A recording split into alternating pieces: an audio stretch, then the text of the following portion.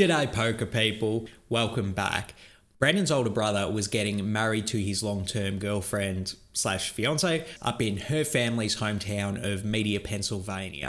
So naturally, Brendan and I were invited to the wedding in the town that was just outside of Philadelphia. When my auntie-in-law floated the idea of bringing a bunch of stuff up from Florida to Pennsylvania for the wedding, as the selfless team member I am, I actually volunteered to take my car and drive a lot of the stuff up to Pennsylvania so that she didn't have to.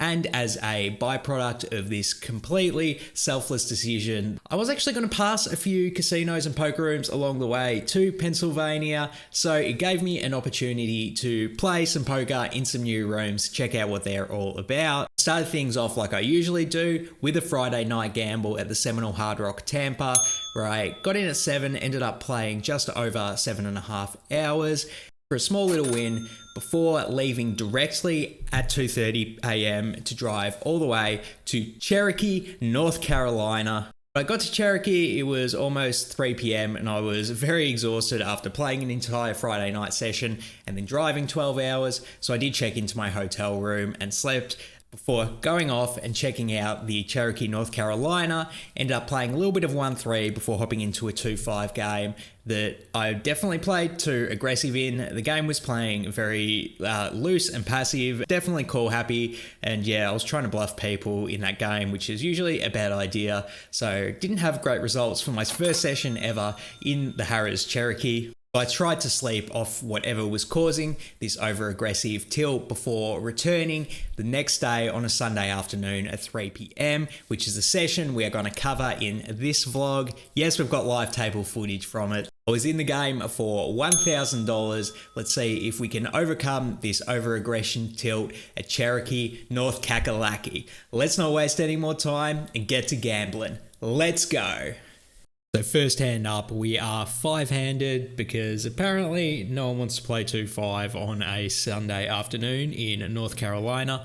Whatever the case, we do have 5 gamblers ready to go. The under the gun straddle is on for this hand. The action's on me in the cutoff, and what a way to kick things off in North Carolina, baby. Pocket aces, let's freaking go. I raise it up to 30, and then the good news doesn't stop there because the big blind 3-bets it to 100.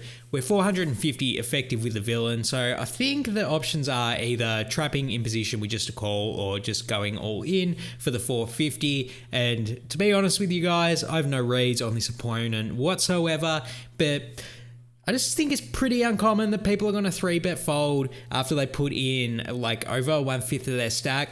So I decide to go for the maximum. I rip it all in and the villain snap calls. You love to see it. We've got aces all in pre-flop. What could go wrong? I show my hand and then he shows Queen Jack of Spades. So we are a massive favourite to scoop this over $900 pot. Let's see this run out. The flop is Queen Jack 4. Oh my God, they actually flop 2 pair and they're way ahead of us.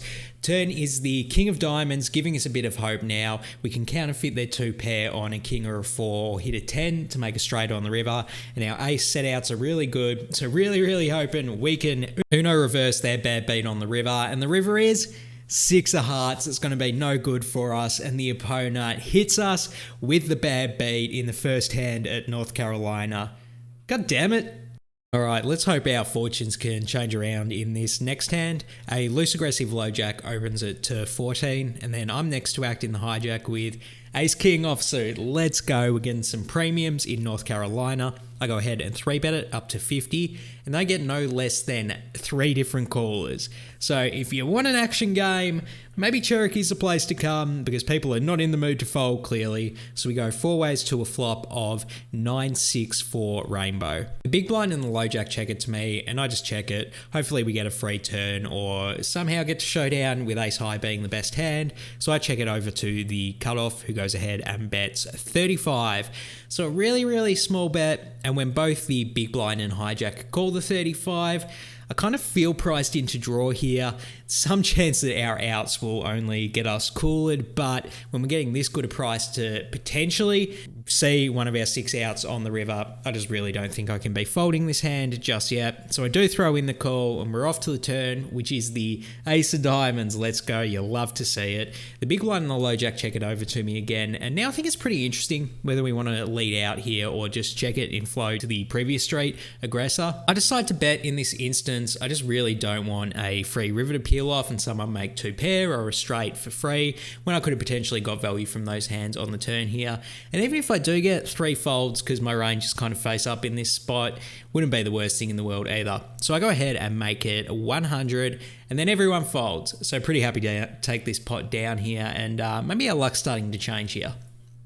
Next hand, the action folds to my low jack and I look down at ace 10 of diamonds. Absolutely beautiful hand here. Definitely going to raise it up. I make it 15 and then yet again, I get 3 different callers. People do not fold pre-flop in North Carolina, at least not in this game anyway. So we go 4 ways to a flop of king, king, jack with 1 diamond and 2 hearts.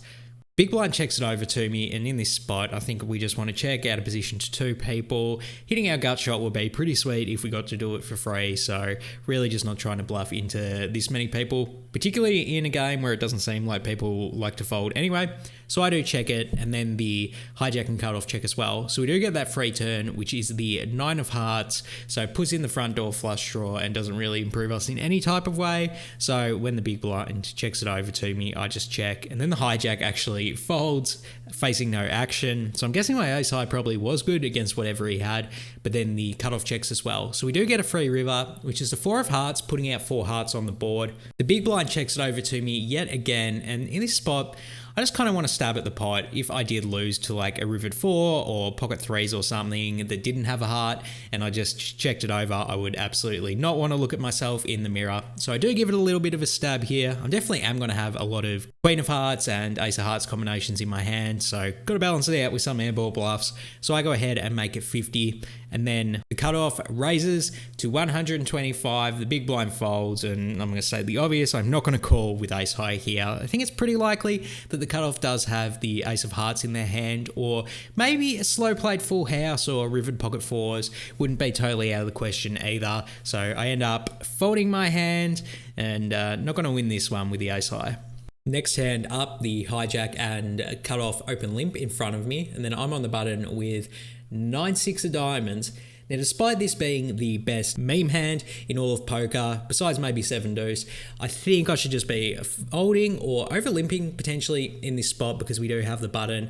I think raising here is very spewy considering I've gone on all this video about how people do not like to fold pre-flop in North Carolina. I think if I was at a tighter game where people were limp folding a lot, this would actually be a really good spot to ISO, but this game does not have the dynamics for that. I did ISO raise it to 30 and honestly I think this is pretty spewy and I'm starting to feel some of the tilt from all these hands I've been losing so far. If I'm, now that hindsight's 2020 and I can look back at it, that's probably what was going on. But in the moment, I was not in the mood to fold, so I went ahead and raised it to 30 and then I get called by the small blind. The hijack limper actually folds, but the cutoff limper does not. So we are 3 ways to a flop of 5-3 deuce with 2 diamonds. So let's go. We raise up the trash hand and then we flop a monster draw with it. So when the action checks to me, definitely want to go ahead and bet with a hand that has this much equity. Even though people don't like to fold in this game, I do think we can get some folds on this board from if the opponents have king jack or jack 9, like they're just not going to call on this board unless they have a flush draw with it. So I do think there is some fold equity to realize here. So I go ahead and bet 50 and then the small blind calls before the cutoff check raises to 100. So a little min click check raise. And in the moment, I was like a little bit confused by this because I think if my opponent did flop a monster, they would want to check raise a lot larger just to, give flush draws a better price or try and stack me if I did have an overpair. But the fact they went small, I'm like, are they blocker raising potentially with like pocket 10s or pocket 6s or something like that? And in my head, I get the idea that, well, if that's the case, are they going to fold if I go all in here? I mean, it's a bit dicey because I will be getting a really good price to call once I go all in for only 350 with the effective stack. So it's a pretty dicey spot. Maybe just flatting, particularly since we are in position, will be the better play.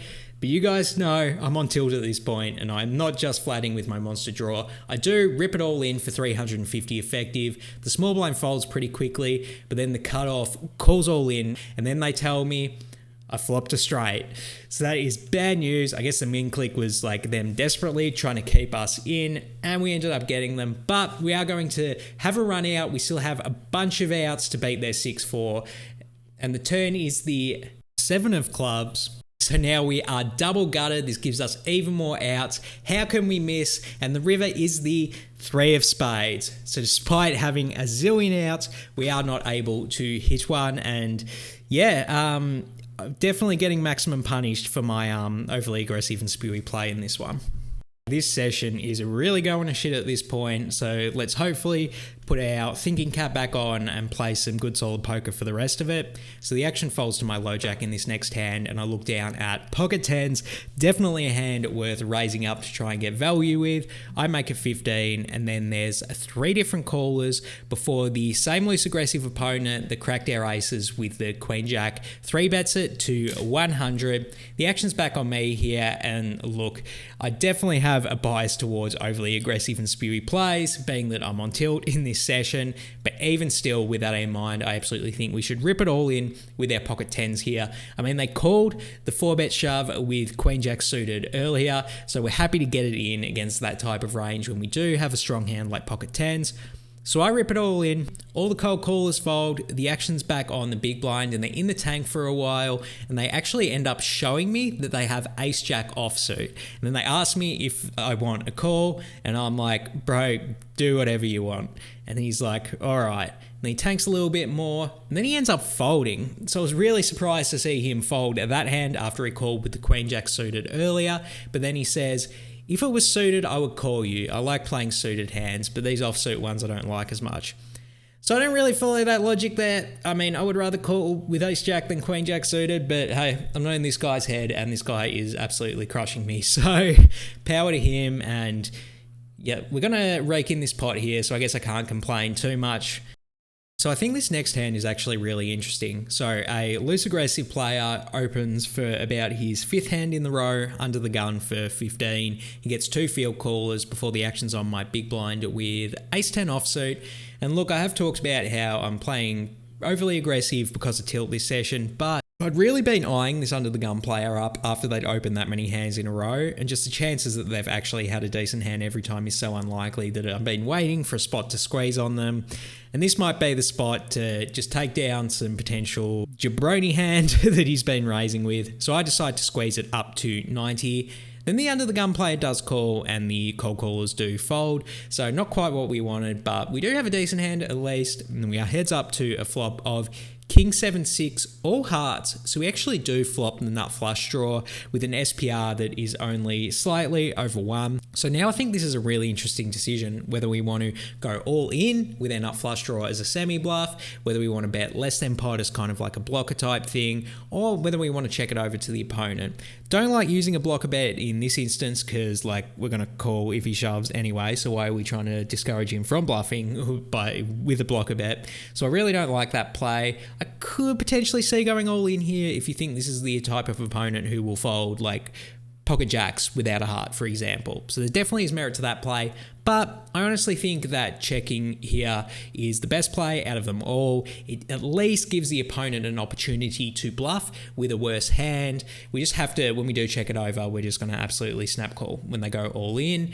and at least this way there's some potential bluffs in their range that we do beat, rather than us going all in and then they do call with, you know, jacks without a heart, for example. So I check it over to them in this instance, and then what do you know, they rip it all in for 210. Like I already explained, my plan was to check call with his hand, so I snap put the money in, and then the opponent does not want to show their hand, which is a pretty good sign in my opinion.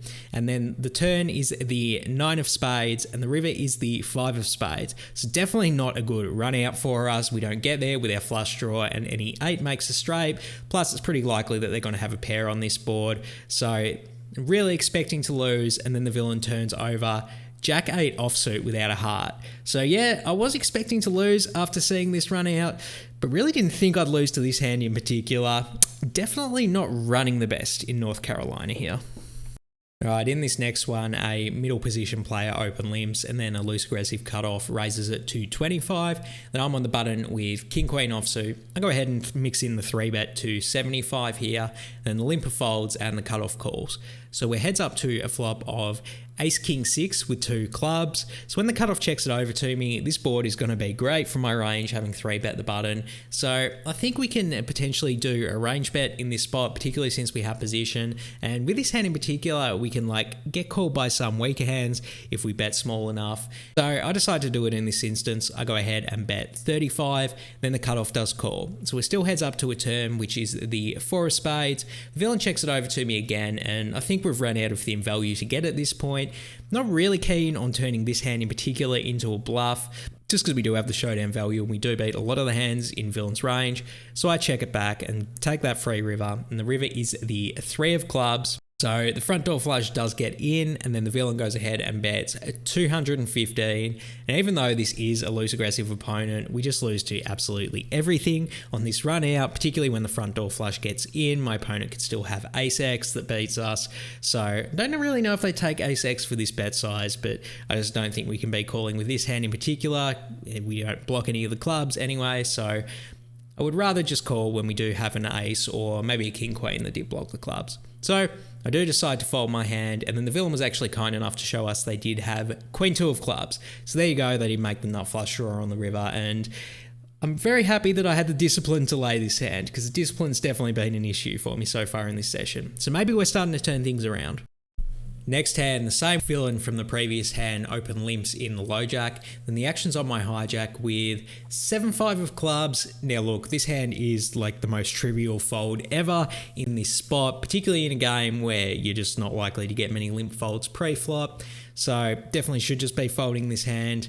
I go ahead and raise it up to 25. Similar to the 6-9 suited hand from earlier, this is just 100% tilt spew. This is actually worse than the previous hand because at least we had the button then, but in a spot where people aren't folding pre-flop and you're very likely to have to play this hand out of position to at least one opponent, should just be folding it here.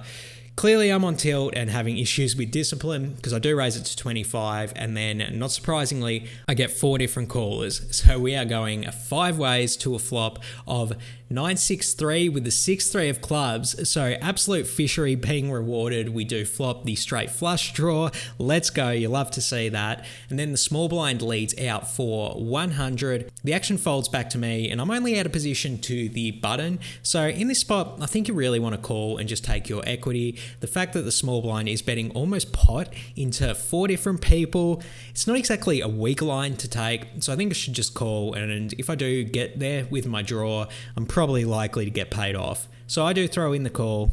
And then the button folds. So we are heads up to a turn, which is the 10 of hearts, and then the small blind keeps betting. They go ahead and make it 100 yet again. So obviously we are getting a great price to draw to our outs in position here. And so folding is absolutely not an option in this instance. I do consider raising here just because if the opponent does have a 9x hand, they could be down betting to, sort of not let a draw get there for free, and they're playing it a bit scared with the smaller bet. So it definitely does tempt me to raise a bit to blast them off that hand, but I think when you're getting this good of a price to see a river in position, calling's probably the best option. I actually make the best play in this instance. I do throw in the call, so we are heads up to the river, really hoping we get there with one of our gazillion outs, and the river is the 3 of diamonds pairing bottom pair, so that was absolutely not one of our outs. And then the small blind bets it again. They go ahead and bet 100 again. And look, we have 7 high on the river. We block flush draws. Obviously there's no issue with folding here. But much like on the turn, I still get tempted to raise here. My opponent could be betting really small because they have a 9 and they just don't want to check fold it. So, and when I get that notion in my head and I'm on tilt and I'm playing overly aggressive, it's probably going to be the note I default to. And that's what I do in this instance. I rip it all in for 425 and then the villain snap calls. Well shit, they probably didn't just have a 9x hand. I show my 7 high and then the villain shows pocket 9s. So wow, I don't know if they down bet on purpose to induce action, but it bloody worked for them. They were playing against the right villain who was tilted enough to absolutely blast off with 7 high on the river. Next hand up, there's a limper in front of me again in the under the gun position, and then I'm in the low jack with pocket aces, my favourite hand in all of poker. This hand is definitely the type of hand I should be ISOing limpers with. I make it 25, and then I get called from a passive button, a passive small blind, and then the original limper actually folds. So we do go 3 ways to a flop of King 3 deuce with 2 hearts. The small blind checks it over to me, and I definitely want to go ahead and try to get some value with my aces here. I make it 30, and then the button folds and the small blind calls. So we're heads up to a turn, which is the 6 of diamonds. When the villain checks it over to me again, I still want to keep betting for value here. I've been going on this whole vlog about how people in North Carolina don't like folding, and we have a pretty strong hand here with my pocket aces, so I just want to bet the most to try and get value from King X flush draws. I go ahead and bet 130, and then the villain rips it all in for 445, and now I absolutely hate this spot. I think the chances that the villain has 2 pair or a straight is very, very likely. The obvious 5-4 got in, and then because this is a passive opponent calling out of the small blind, I actually wouldn't be shocked if they did have like King 6 or 3-6 or even 6 deuce on this turn, because you know how these people play poker. They play it like it's a slot machine or a pokey machine for my viewers back in Australia, where it's like, oh, I'm just going to play this trash hand, and if I hit my 2 pair, then I can act really aggressive. So the fact that he's ripped it all in here should be a red flag to us, and it should actually be them letting us off of the hook on this hand, and I really should just be folding here. I really should know better. But I'm on tilt, and I am very undisciplined in this moment, and I just don't think there's any way in this mental state I will be able to make a disciplined laydown with aces here. So I do throw in the call, and unsurprisingly, the villain does show us King 6 offsuit. So we really should have seen this one come, and we should have been able to avoid disaster if we were on our A game and playing disciplined. Having said that though, we still do have some outs to counterfeit them, and the river does pair the board, but it's a 6 of clubs giving them a full house. So yeah, they're going to win this hand. It's the second time our aces have been cracked in this session. This time it shouldn't have been as bad as it was in the first hand, but I'm so beyond like tilted at this point that I just had to rack up and leave. Like I'm not coming back from this and playing well for the rest of the session. So there you go. They were the interesting hands that we played in the poker game, and I hope you guys found them entertaining because it was very costly towards me. Kicking myself, definitely didn't do enough to curb the over-aggression bias. So something I'm going to need to look for going forward. I'm going to go eat now because obviously I'm on tilt, if you couldn't tell by how I was playing. So that's the plan for now. I think it might be just a good idea to call it quits for the North Carolina poker. Clearly not the state I play or run the best in.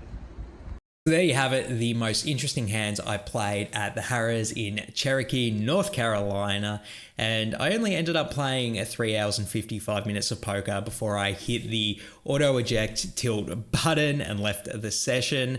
And honestly, I was kind of running out of cash. It was a Sunday, so I couldn't go to a bank. I had to stick to ATM limit withdrawals, so that was also pretty annoying because even if I did want to rebuy, I couldn't. Not that I think I should have, considering how tilted I was, but yeah, it was a pretty disastrous session, and I am glad I left when I did. But in terms of how I played during the session, when I was at the table, it's bad, man. Complete lack of discipline, extreme bias towards over-aggression, and I even said it at the start of the session when I played on Saturday night, people were just not folding, and it was even more so in the daytime session on the Sunday for whatever reason, and that should be a great opportunity for me to play in a great game and just play linear hands pre-flop, bet for value. I really don't need to get fancy and mix in bluffs. It's just not a good game to do that. And I really squandered the opportunity by playing too many hands pre-flop and playing overly aggressive post-flop as well. So I was really disappointed with my play. I did cop the bad beat right at the start of the session. I think that was like a mini trigger towards me going on tilt, but I was playing bad the previous 2 nights with a bias towards over-aggression. So it's just an absolutely heinous start to the trip. And for this session in particular, I've got to give myself an F grade, which I think is the first F grade I've ever given my play on the vlog, but this was absolutely horrible. No discipline, over-aggression, and a really short session as well. And naturally, When I play my F grade, I get maximum punished. I did lose 2,524 in only 3 hours and 55 minutes of play for a pretty disgusting owlie from North Carolina. So I did go home. Well, I went back to my hotel room and I ended up sleeping all Sunday night. And on Monday morning, when I woke up, I checked out of the hotel room and I drove straight to Bensalem, Pennsylvania, checked into my hotel room there, which was only 5 minutes from the Parks Casino, where I grinded 2 sessions of poker there. So if you want to see the vlogs from what happened at Parks, make sure you hit subscribe, because that's what my next vlog's going to be about. But for now, I'm out of here. Peace.